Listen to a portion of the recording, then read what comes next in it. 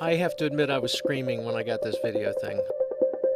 What makes a marine biologist scream?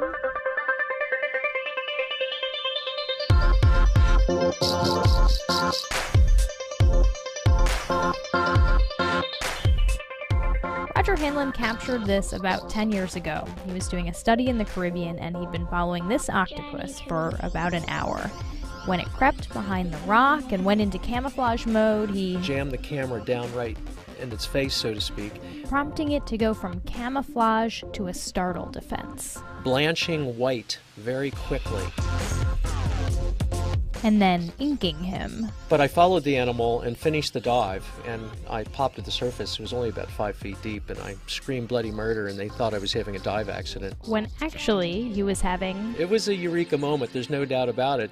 And that's because Hanlon is trying to understand just how camouflage works in cephalopods. Yes, cephalopods, squid, octopus, and cuttlefish. They are masters of optical illusion. They are the animals best known to go anywhere in camouflage. No animal comes even close to the speed and diversity of appearances of this animal. And they have a few tricks at their disposal.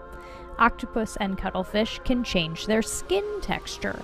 This is the only animal group we know of that has fine control of its skin to create the bumpiness. And they match their skin dimensionality by sight, not by touch, which is a vexing visual perception question.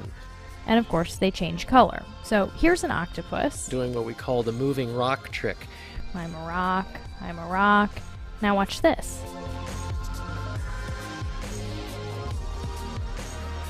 So the amazing thing is that these animals are colorblind, yet they are capable of creating color-matched patterns.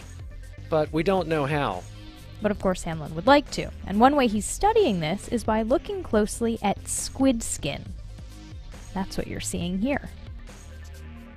These are super close-up images of live unanesthetized squid. And those dots of pigment are called chromatophores. They come in 3 colors. Yellow, red, and brown. But there are reflectors under the pigments, and the reflectors produce the short wavelengths, the blues and the greens. And as you can see, the chromatophores can change shape to change the predominant skin color. Each one of those little spots on there can expand up to 15 times its diameter. And these chromatophores seem to be twitching all the time. They camouflage all night long. They don't sleep as far as we know. That's because cephalopods, with their squishy bodies, rely on camouflage as their main protection from predators. But of course, camouflage is not just color, it's also pattern. This is one of Hanlon's major hypotheses. We found only 3 to 4 basic pattern templates that they use to achieve all this camouflage.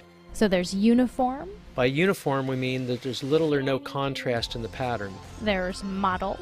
Mottle is small-scale light and dark splotches. And disruptive, and the idea there is to interfere with the recognition of what the animal is. Based on lab studies, Hanlon says that the animals flash particular patterns based on a few visual cues they encounter in the environment. Hanlon wouldn't call it a reflex because so much visual analysis is involved. But it is very fast. The palette and pattern changing in less than a second. But just why these patterns work is still kind of a mystery. Let's take the octopus video again.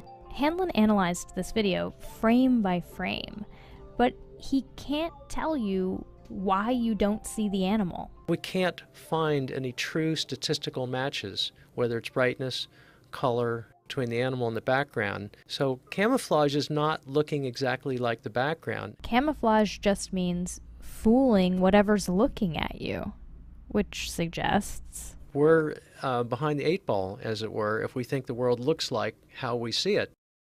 There's much more information there, and other animals see it very differently.